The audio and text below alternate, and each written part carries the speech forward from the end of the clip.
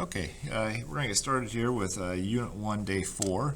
Again, this is the second day of solving equations, so we are going to get slightly more difficult and then talk about some special cases. I'll talk kind of fast here. I don't want this to drag on too long. This does take a little bit extra time on this one, so I'm going to try to talk quickly and not make the video too long. So with learning targets, I can solve equations with variables on both sides. That's new. On the last unit, there was only variables on one side. And then these special cases, the ones where there's no solution or infinitely many solutions, and be able to tell the difference. So the first one, in the last lesson, we learned how to solve several equations with a variable only on one side. So what do we do when there is a variable on both sides? Well, we want to get them together. We want to get the x's on one side, get the variables on the other. I could either add 6 to this side, or I could subtract 5 to this side. I would rather end up with positives, so I'm going to add 6 to both sides. So I'm going to add that over. I'll end up with 7 equals 11x plus 29. And now it's really just a problem like the last unit. We got the variables on one side.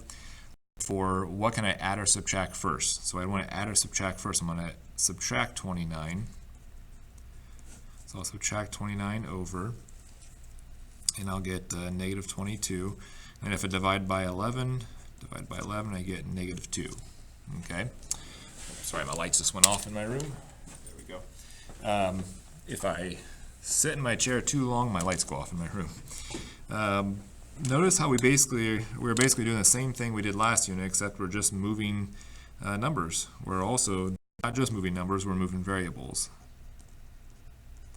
So that was the first step, was move the variable.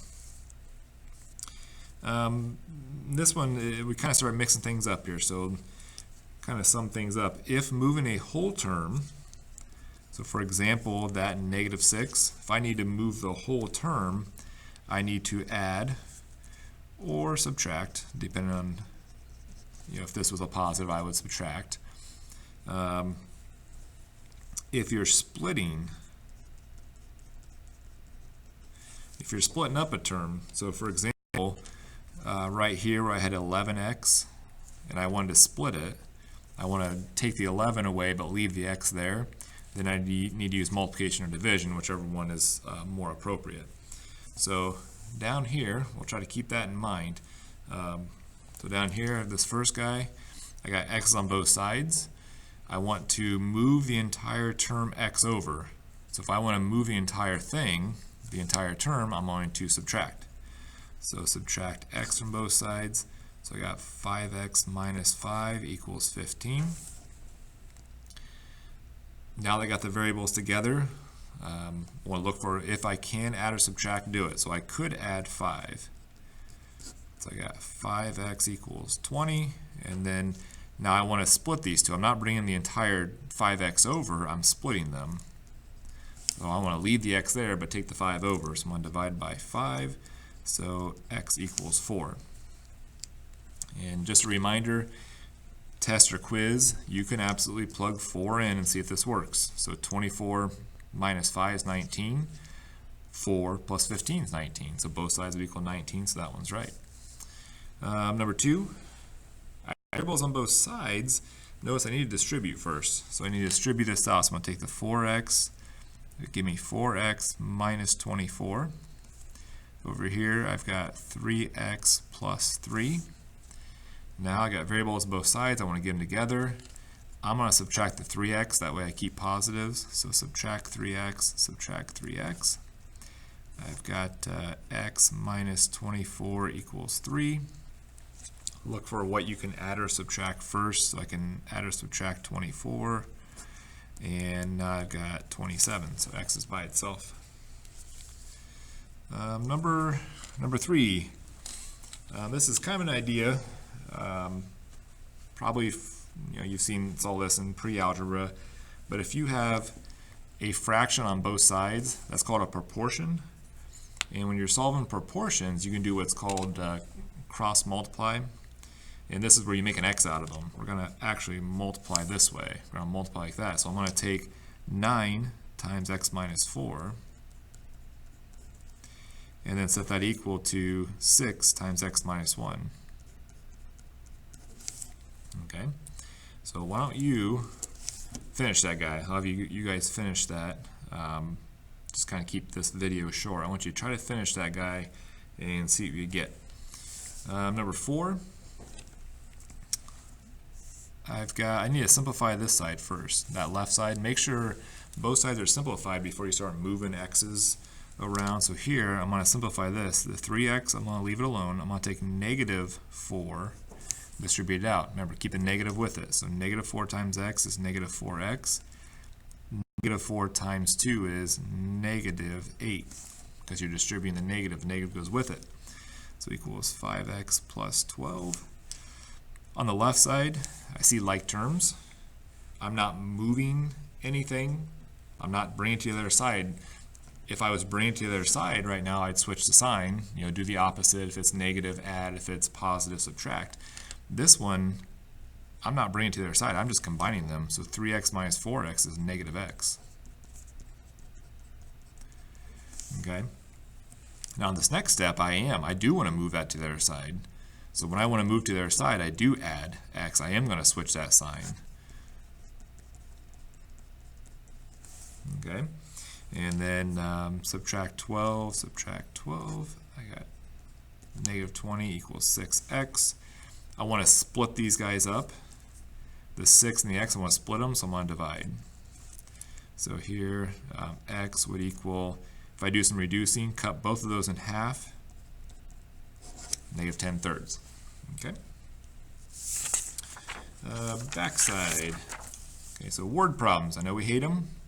Still got to be able to do them. Okay, so let's just read it carefully here. It says this company, Everything Plumber, some company, charges $46 just to show up at your door. So if you call them, they show up, and then you say, I don't need you, they still charge you $46 because they had to drive out to your house. So they charge you $46 plus $18.50 for every hour it takes to fix whatever you need fixed. This other company, Plumbing Experts, they don't charge you for a service call. So if you show up at the door and you say, you know what, the drain unclogged itself, I don't need you, they'll turn around, go home, and you don't owe them anything. But they do charge $30 an hour. So they charge you a little bit more per hour than Everything Plumbing. So for what number of hours would both companies cost the same amount? So let's find the equation. I want the cost to be the same. So the first cost, the cost for Everything Plumbing, they show up at your house, $46. And then to that, you're going to add $18.50 for every hour. Okay. In this case, H represents number of hours of labor. Plumbing Experts, they will charge you nothing, so 0, plus $30 per hour. That's how much they charge. So for what number of hours would the cost be the same? So this represents the cost of Everything Plumbing. That represents the cost of Plumbing Experts. When would they be equal? So you want to set them equal. That's what goes down here. Now I'm going to go ahead and solve this. I'm going to go kind of quickly here. So subtract 1850H. Probably need to get a calculator. Oops. Get a calculator out and make things a little bit faster here. I've already worked some of this ahead, so I've got the answers. And then divide by 11.5. And that gives me the number of hours would be 4 hours. So if your job, your sink is clogged, and you think, it'll probably take less than 4 hours to fix it, I'd go with these guys. I'd go with Plumbing Experts. Say it's a big job, huge job, that's going to take more than 4 hours, go with these guys. Okay, that's going to be a little bit cheaper to go with those guys. How much would it cost for that number of hours? So how much does it cost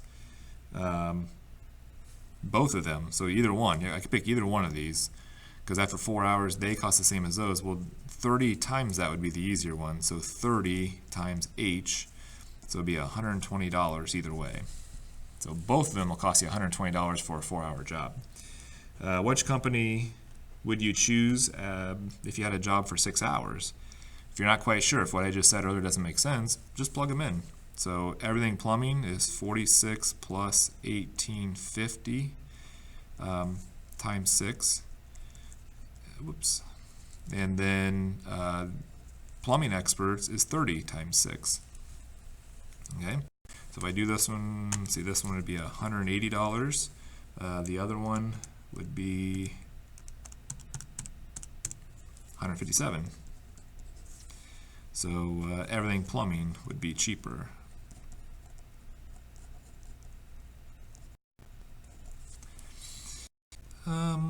Okay, so yeah, special cases now. Special cases. Now, all the equations we've done so far, they got an answer.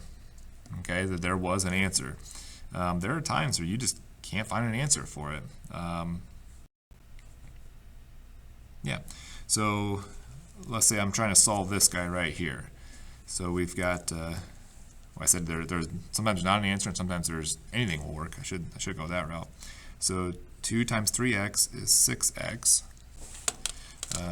2 times -4 is -8. And then this is 6x plus 10. So is there ever a situation where you could take 6 times a number, subtract 8 from that, and that'd be the same thing as taking 6 times that number and adding 10 to it?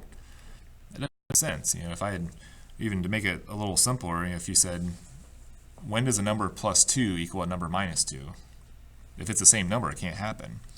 Okay, so I'm going to keep going with this. I'm going to subtract 6x now. I want to get the x's together, and I get -8 equals 10.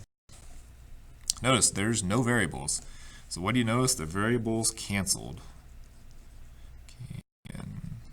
So they cancel out. If they cancel out, there's one of two things. Either it has no solution or anything works.